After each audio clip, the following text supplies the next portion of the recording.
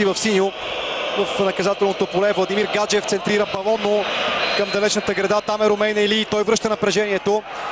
Справят се защитниците на ЦСК.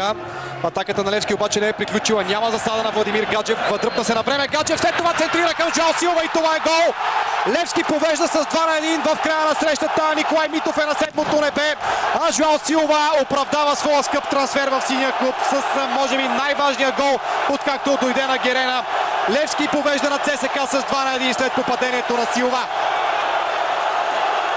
Уникален матч между Левски и ЦСК.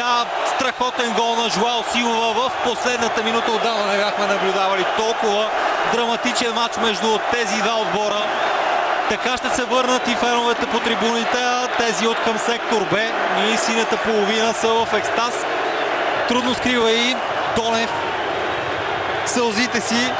Какво ли му е на него? Жълт картон естествено за Жоал Силва, който получава овациите на синята агитка.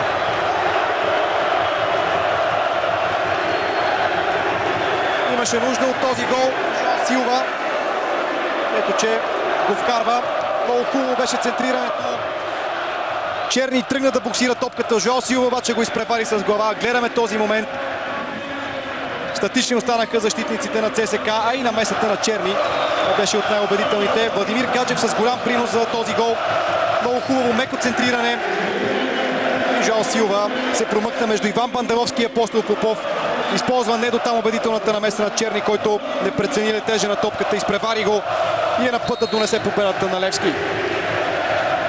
Едва ли можем да виним Черни, по-скоро двамата бранители, които трябваше да охраняват Жоал Силва, не си свършиха работата. Естествено, хубавото центриране на Гаджев няма как да остане незабелязано. Майстор е на подобни